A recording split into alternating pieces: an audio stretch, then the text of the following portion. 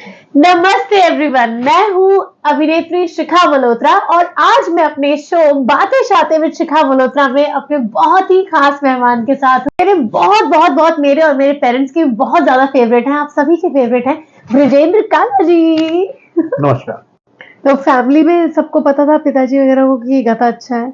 अरे गाता अच्छा है, मतलब फैमिली में तो ऐसा कोई रिश्तेदार या पापा का कोई कलीग आ जाए तो बुलाते थे, अरे बुला उसको, कहाँ है?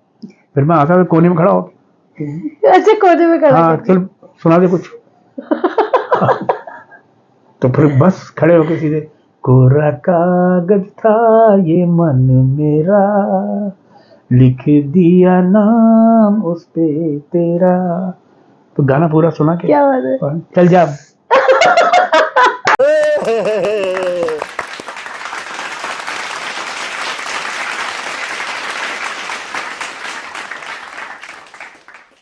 कैसे हैं आप? बहुत खैरियत से। बुला ही लिया मैंने आपको। बहुत तो मैं सबसे पहले आपको देखते ही जो बात कहना चाहूंगी, हो सकता है आपको इससे थोड़ी ईर्ष्या हो, कि मैं ये बोलना चाहूंगी कि भाई इनकी जो पत्नी है, धर्म पत्नी, वो बहुत खूबसूरत है। अरे ईर्ष्या क्यों बोल रही है? कहीं ऐसा लगे यार मैं बैठा हूँ मेरी बात तो होने नहीं है, नहीं, मतलब बिल्कुल। हाँ खैर ये तो एक गर्व की बात है। और मैं आपको ये देखती हूँ कि आप, सबसे पहली चीज मैं आपसे ये जानना चाहती हूँ कि परिवार जो आपके लिए, मुझे ऐसा लगता है, मैं जितना आपको फॉलो करती हूँ, जितनी मेरी आपसे बातचीत है, आपके लिए परिवार बहुत, मुझे लगता है कि बहुत इंपॉर्टेंट है। तो क्या फैमिली वैल्यूज से आप क्या समझते हैं जो आज के टाइम पे थोड़ी मिसिंग है, या जिस तरीके से यंगस्टर्स है वो परिवार से थोड़ा दूर भागते हैं, चाहे वो बहुएं हो, चाहे वो बेटियां हो, बेटे हो, सब। तो आप क्या समझते हैं? देखिए, मैं एक मिडिल क्लास फैमिली से हूँ, और ऐसा नहीं कि सिर्फ इसी वजह से आप पारिवारिक जो गतिविधियां हैं या परिवार को साथ लेके चलने की बात है, वो कोई भी कर सकता है, वो किसी भी स्टेटस का क्यों नहीं हो। लेकिन मान्यता जो होती है वो हमारे लिए सबसे इम्पोर्टेंट है। वो सबसे पहली बात तो ये कि मतलब कि अगर हम घर के बाहर व्यस्त हैं तो वो घर के अंदर व्यस्त हैं। जब आप घर पे आते हैं तो आपको घर बिल्कुल व्यवस्थित मिलता है, क्या बात है। तो उसी से आपका परिवार बनता है। तो दोनों ही, जिसे कहते हैं कि चाहे दो पहिए कह लो, चार पहिए कह लो, जीवन को चलाने के लिए हमारे जो दो पहिए हैं, अगर बाहर का पहिया मैं हूं तो अंदर का वो है। तो ये सारी चीजें जब तक आपका मेल मिलाप कायदे से नहीं होगा तो बात नहीं बनेगी। तो दोनों दोनों की ही गतिविधियों से परिवार चलता है। किसी भी एक के कमजोर होने के साथ ही जो है वो बिगड़ जाता है। तो हमको उन दोनों को ही आपस में मतलब वैल्यू को समझना पड़ेगा, और तभी जाके परिवार आगे बढ़ेगा। वाओ। और आपकी बेटी को देख के लगता नहीं कि वो आपकी बेटी है इतनी बड़ी, ऐसा लगता है आप दोनों नए कपल है एकदम। और आप इतना समय भी आप मैनेज कर लेते हैं, बीच पे जाने का, सब जगह जाने का। वो एक क्या होता है कि मैं जब भी बॉम्बे में रहता हूँ और मुझे लगता है कि मेरे पास वक्त है, तो आप अगर पूछोगे भी मेरी पत्नी से तो दिन वो कहती भी कि आपके पाँव जो है घर पे नहीं रुकते, है ना। मेरा ये रहता है कि शाम हुई या दिन हुआ, कभी भी एक मतलब आओ चलो निकलते हैं। आज वो कहती है कि घूमने के लिए क्या है, मॉल चले जाओगे, जब बीच चले जाओगे, और कुछ नहीं, कहीं बाहर जाए तो बात बने, है ना।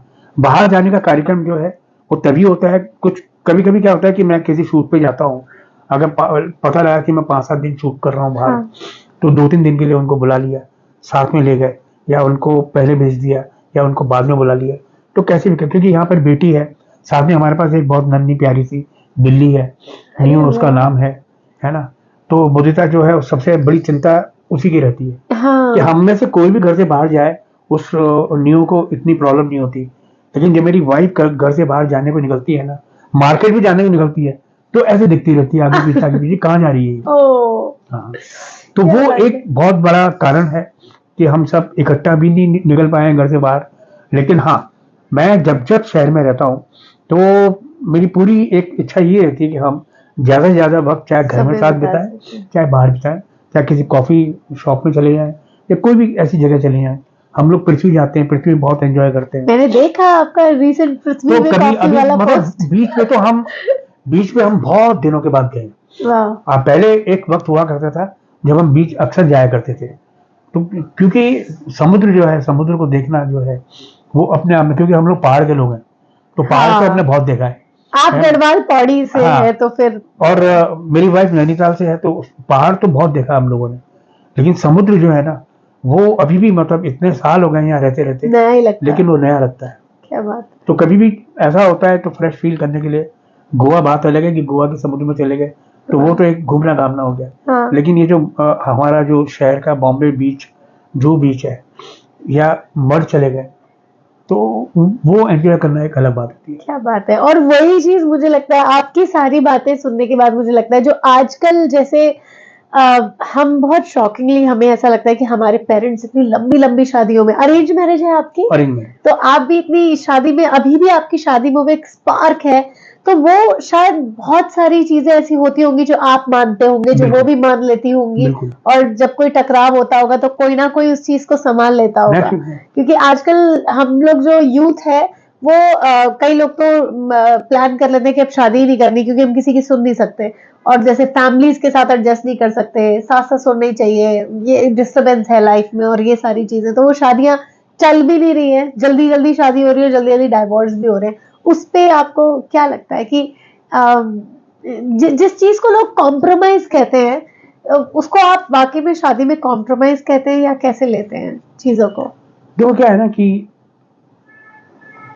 हर कपल का अपना अपना सोचने का अंदाज है ना। मैं समझता हूं कि अगर सब वही वैल्यू की बात है, हम किसी को भी मतलब ऐसे ही नहीं बोल सकते कि मतलब इसकी गलती रही होगी या इसकी गलती रही होगी। आए दिन हमको ये सब न्यूज में, अपने फेसबुक पे, इंस्टाग्राम पे, हाँ। पता नहीं कहाँ कहाँ कहाँ कहाँ सोशल मीडिया नेगेटिविटी में सब। हाँ सुनने को मिल जाता है। तो इतनी नेगेटिविटी फैली हुई है, उससे क्या होता है कि हर जगह का माहौल खराब होता है ना।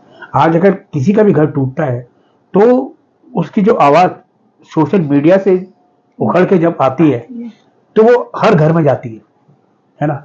और उसकी जो पीड़ा है वो हर कपल को डिस्टर्ब करती है। उससे क्या होता है कि सब ये क्यों हुआ होगा, कैसे हुआ होगा, पता नहीं। कई घरों में तो इसी बात की चर्चा में बहस हो जाती होगी कि इसमें लड़की की गलती थी, वो कहती होगी नहीं इसमें लड़के की गलती थी, नहीं वो फलाना था, नहीं वो ऐसा था, नहीं वो वैसा था। फिर कुरेजा करा दी, फिर मालूम पड़ा कि उसके साइड पे जाकर के उसकी गलतियों को ढूंढने में लगे हुए हैं। तो ये सारी चीजें कुछ ऐसी हैं, तो क्योंकि हम हिंदुस्तानी इमोशनल हाँ, होते हैं तो हम हाँ, इतना ज्यादा घुस जाते हैं। इतना ज्यादा घुस जाते हैं। तो अब यही है कि मतलब कि सबसे बड़ा ये है एक दूसरे को समझना, एक दूसरे की भावनाओं को समझना, है ना। तो वो ठीक है, मतलब कोई भी ऊपर नीचे हो सकता है। हाँ, अब उसमें किसी की भी, लेकिन सबसे बड़ी बात ये उसको, जैसे कि तुम बोल रही थी कि कंप्रोमाइज, तो अगर हम एक दूसरे के प्रति अगर कंप्रोमाइज कर लेते हैं, अगर इस बात को लेकर कंप्रोमाइज कर, हम किसी और बाहर वाले के साथ तो नहीं कर रहे हैं। हाँ, प्यार भी तो है यहाँ। हाँ, तो आप अपने लिए, अपने जीवन में जीवन साथी के साथ आप कंप्रोमाइज कर रहे हैं, तो मुझे लगता है कि मतलब कि वो अगर उसमें किसी भी बात का 1 मिनट की भी सोचने की कोई गुंजाइश नहीं होनी चाहिए, है ना। हमको आगे बढ़ना है, जीवन को साथ में लेकर चलना है, क्योंकि जब तक कि कोई ऐसी ही बहुत बड़ा मतलब वो ना सर पे पड़ गया, घट जाए कि भाई स्थिति बिल्कुल ऐसी हो गई, अब क्या करें, चल ही नहीं सकती बात, चल ही नहीं पा रहे हैं, तो एक दूसरे को भाई हाथ जोड़ के अलग हो जाओ।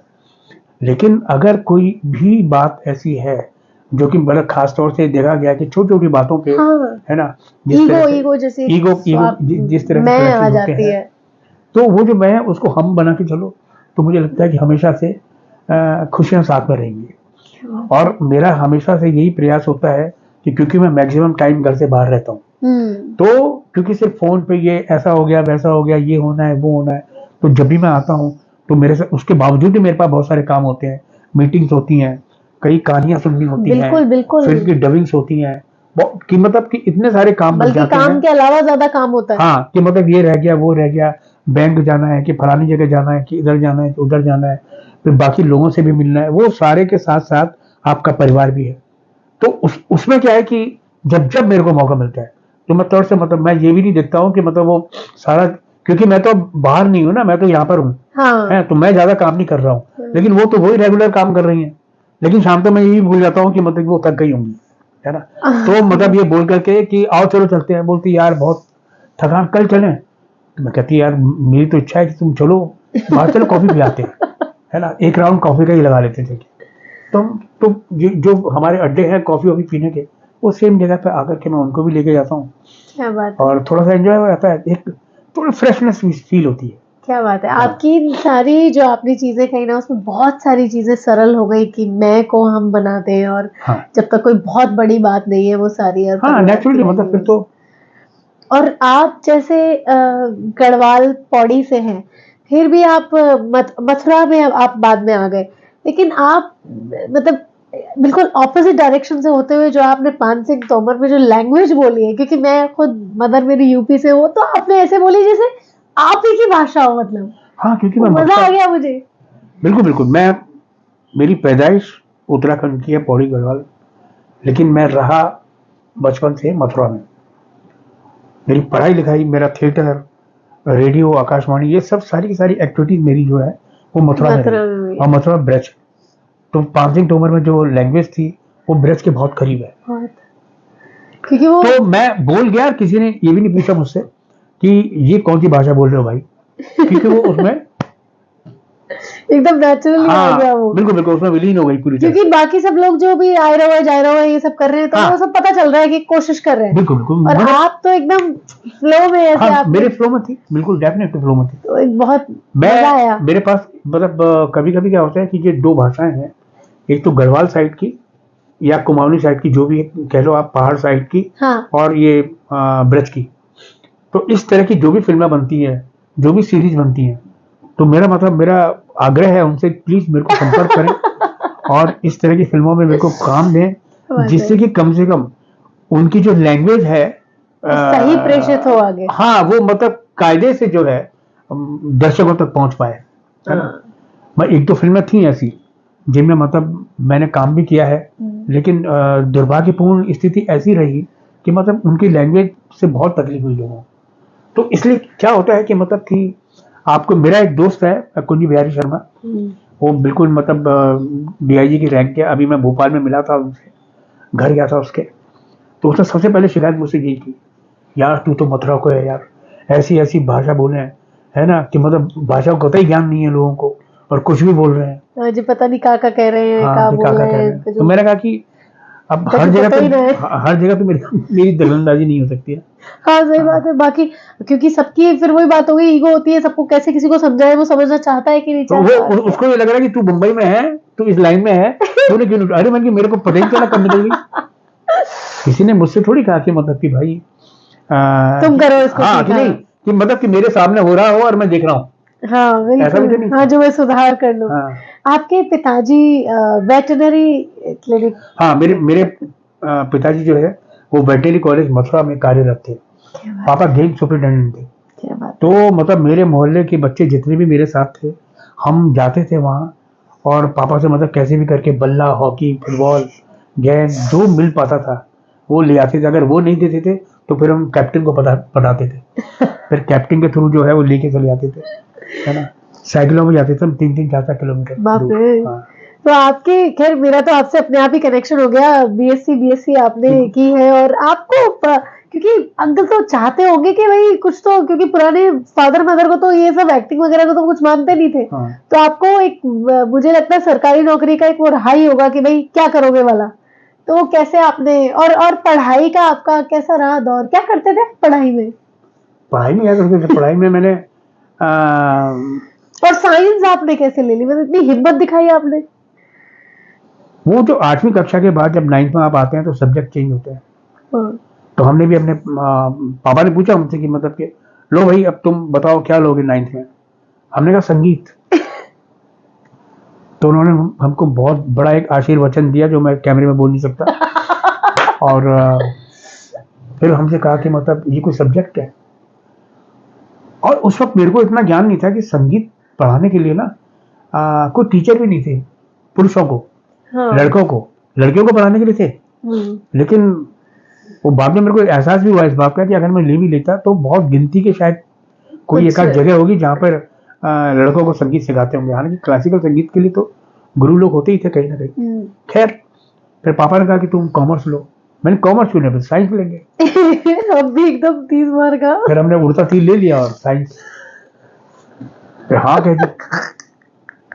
और जैसे तैसे करके हमने बायो केमिस्ट्री से ग्रेजुएशन करके, और भैया जिसे कहते हैं ना कि राम राम करके करके हमने पढ़ाई जो है पूरी की। और जैसे आपके कुछ साइंस के उसके कुछ किस्से बताइए ना, कैसे आपने पढ़ाई, क्योंकि अब इतना क्योंकि मुश्किल क्या था होगा कि तो। मैं एक तो क्या था कि साइंस मैंने भूल तो किया, लेकिन खास तौर से जब डिस्ट्रैक्शन वगैरह होते थे ना, हाँ उस वजह से फ्रॉग है, केंचुआ, अर्थवॉर्म है, पाइला, इस तरह के जो प्राणी जब देते थे हमको डिसेक्ट करने के लिए, वो बड़ी मुसीबत का कारण होता था। कि मतलब अगर मेरे को याद नहीं है कि मैंने कभी भी ना कायदे से मेंढक यानी फ्रॉग को मैंने छुआ हो। वो ट्री में डालते थे, वो बेहोश होता था हाँ। बेचारा, उसकी टांगें पकड़ के पिन से ठोक ठाक करके उसको बिछा के कायदे से लेटा के, और उसको फिर फर्स्ट कटिंग करके पूरी पिन से ऐसे डेकोर कर दिया कि प्रोफेसर भी जब देखते थे तो बोलते थे बहुत बढ़िया, आगे तो बढ़। डिजाइन बना दिया। हाँ, कि मतलब ये चित्रकारी तो कर दी है, इसको डिसेक्ट भी करना होता पूरी तरह से ना। और फिर वो कैसे तैसे करके जो चीजें होती थी उनको फ्लैग लगाते थे उसके ना, ये फलाना है, ये है, ये है। ऐसी कैंचुए को अर्थवॉर्म को करते थे।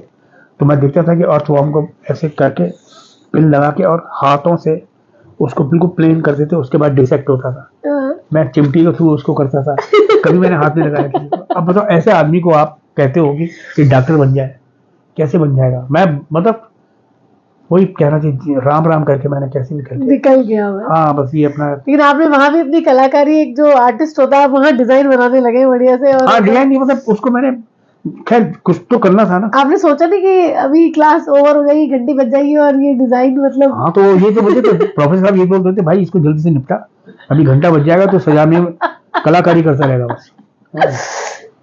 खैर बस नंबर मार्क्स मिलते थे उसके भी। और आप खैर गाना तो आप अच्छा गाते ही हैं शुरू से ही। और आपने मतलब सीखा नहीं फिर, है ना? लेकिन आप नहीं, मैं आकाशवाणी मथुरा वृंदावन जाता था बच्चों के कार्यक्रम में, जी।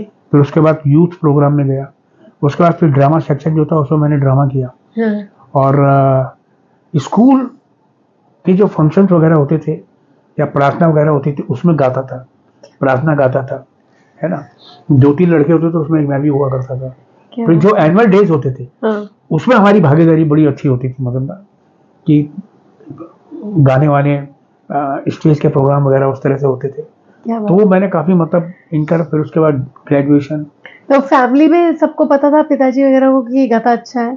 अरे गाता अच्छा है, मतलब फैमिली में तो ऐसा कोई रिश्तेदार या पापा का कोई कलीग आ जाए तो बुलाते थे, अरे बुलाओ उसको, कहाँ है? फिर मैं आता था कोने में खड़ा हो, अच्छा, कोने में खड़ा हाँ करके। चल सुना दे कुछ। तो फिर बस खड़े होके सीधे, कोरा कागज था ये मन मेरा, लिख दिया नाम उस पे तेरा। तो गाना पूरा सुना के क्या बात है। और चल जा। बस इतना ही, बाकी होनी चाहिए सरकारी नौकरी। अच्छा, तो पिताजी मेरे ख्याल से आपके फादर साहब है नहीं अब तो, वो क्योंकि उन्होंने फिर आपका ये सब काम, एक्टिंग वगैरह कुछ हाँ नहीं, बस ये देखा? मेरे यही दुर्भाग्य है कि उन्होंने मेरे जीवन में जो भी मैंने थोड़ा बहुत जितना भी किया है वो उसका कुछ भी नहीं देख पाए। आपका बड़प्पन है जो आप थोड़ा बहुत कह रहे हैं, आप तो नहीं कितने दिलों की मतलब धड़कन हाँ, अरे है। मतलब पर फिर भी क्या होता है ना कि पिता के सामने पुत्र बिल्कुल नगण्य ही होता है। हाँ, तो बिल्कुल। उस मैं यही कहूंगा कि मतलब क्योंकि उन्होंने तो कुछ भी नहीं देखा, कुछ और भी नहीं जिस देखा। वक्त वो दुनिया से गए हैं तब बिल्कुल मेरी शुरुआत थी, मैं पहली बार बॉम्बे आया था और फिर यहीं से फिर वापस गया था मैं। और माता जी की इसमें क्या प्रतिक्रिया रही? माता जी की प्रतिक्रिया ठीक है, माता जी तो बेचारी, उनको भी मतलब बताया जाता कि इसने ये कर लिया, ये आ गया, ये आ गया, है ना। अभी तो ज्यादातर भागीदारी क्या होता है कि आपके जीवन में जो मेरी बहनें हैं उनके बच्चे, है ना, जो आज की पीढ़ी के हैं जी। वो बहुत एंटरटेन करते हैं, वाह। है ना। वो लोग काफी इसमें देखते, या मेरी बेटी है या मेरी पत्नी है या मेरे ससुराल पक्ष के लोग हैं, जी। है ना, उन लोगों को रहता है कि हाँ क्या जीवन में कुछ नया हो रहा है।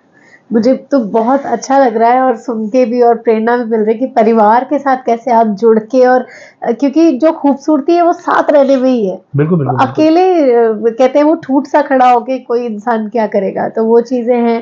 बाकी थिएटर करने का आपको, आप दिल्ली आपने NSD नहीं किया, और आपने कैसे मतलब नहीं सफर? मैं तो अनिल चौधरी साहब, वो मथुरा से हैं, और जब उन्होंने अपना नेशनल स्कूल ऑफ ड्रामा का कोर्स पूरा किया तो उनको कहा गया होगा कि भाई अपने शहर में काम करो, थिएटर का काम करो। जी तो वो मथुरा आए और उन्होंने एक वर्कशॉप की। उस वर्कशॉप में मैंने भी हिस्सा लिया। जी। तो मैं गया था पहली बार 25 रुपए देकर के मैंने वो वर्कशॉप ज्वाइन की थी। अरे वाह। उसका भी एक रोचक किस्सा ये है कि जैसे ही मैंने वो 25 रुपए के लिए मेरे पे रसीद आई, तो वो रसीद देखी मैंने 1 नंबर, तो मैं घबरा गया। मुझे लगा यहाँ तो कोई भी नहीं आया। अच्छा, मतलब आप ही से शुरुआत हुई और मुझे लगा कि ये 25 रुपए मेरे बेकार चले गए। तो वो रमेश मिश्रा जी थे, वो अब इस दुनिया में है नहीं। तो रमेश भाई वो पर्ची दी थी उन्होंने, तो मैंने कहा कि अरे भाई साहब ये तो 1 ही नंबर लिखा हुआ है, तो अभी तो कोई आया नहीं है, और जा तेना बोनी कराइए, बढ़िया होगा तेरा। और मैं रोज जाया करता था पता करने के लिए। बोली मतलब। फिर मैं रोज पता करने जाता था कि कितने लोग आ गए। हाँ। तो मैं धीरे करके जो है, आई थिंक करीब 1997 इससे सारे लोग आ गए थे। और फिर जाकर के ये 2 महीने की वर्कशॉप जो है, और आप सबसे पहले मतलब उसमें मैं सबसे पहले मैं अपने आप को बहुत सीनियर फील करता था। अच्छा, इसी बात पे इसी बात में हाँ कि मेरा नंबर 1 होता है। हाँ, मुझे बड़ा अच्छा लगता था कि मतलब मैं सबसे पुराना हूँ, है ना। फिर धीरे करके वो गांधी जी की बकरी प्ले तैयार हुआ जी। और उसमें किरदार मुझे, एडमिशन मेरा पहला था, लेकिन किरदार मुझे जो है, जो भीड़ भाड़, जो गांव का वो एरिया था, उसमें एक युवा ग्रामीण के तौर पे मुझे एक कैरेक्टर मिला, और मैंने उसमें पूरी दम लगाकर कोशिश की कि मतलब मैं नजर आऊं उसमें। हाँ, उस किरदार में नजर आऊं। हाँ। उसके जो मुख्य भूमिका में जो मुख्य पात्र थे, वो मतलब हमारे शहर के बहुत सारे दिग्गज लोग थे, उनके परिवार के लोग थे उसमें। अच्छा। उन्होंने मुख्य भूमिकाएं निभाई थी। तो खुशी की बात यह है कि वो 97 में सिर्फ 1 नंबर जिसका था वो मैं ही हूँ, और मैं ही इस फील्ड में हूँ, बाकी का पता नहीं। क्या बात है। हाँ, सब अपनी दुकान चला रहे हैं। अब उनका आपको लेके क्या हुआ है? अब कुछ नहीं, अब उनसे पता मेल मुलाकात इतनी हो नहीं पाती है। कभी फोन पे वार्तालाप हो गई तो हो गई। तो यही रहा कि भाई कहाँ तेरी शूटिंग चल रही है ना, कि मतलब परिवार के फलाने बच्चे को देखनी है, कि बहू आ रही है, कि बेटा आ रहा है ना। तो खैर ये तो रहता ही है। जी हाँ, वो तो एक्टर्स के साथ तो ये एक जुड़ा ही रहता है। तो आपने उसके बाद एनएसडी कभी आप नहीं गए ना? हाँ नहीं, एनएसडी को पहला शो हुआ था मेरा, यही गांधी जी की बकरी का। अरे वाह।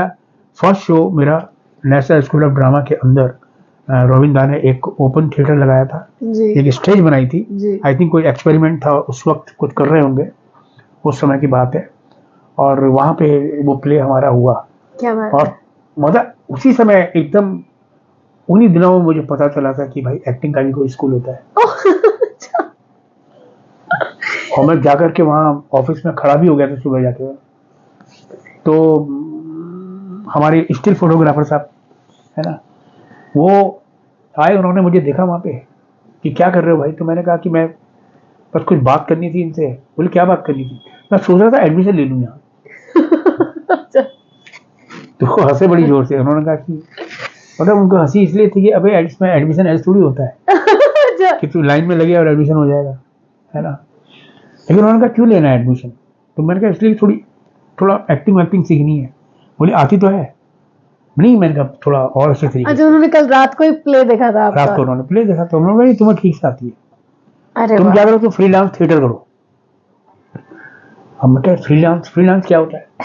नया हमें तो पता ही नहीं था कि ये फ्रीलांस थिएटर क्या होता है। तो उनका कहने का मतलब था कि तुम भाई भिन्न लोगों के साथ तुम जम के थिएटर करो और बस तुम्हारा काम हो जाएगा। और उसके बाद जो है फिर धीरे करके हम काफी थिएटर किया, बड़ा बस गए इसी में।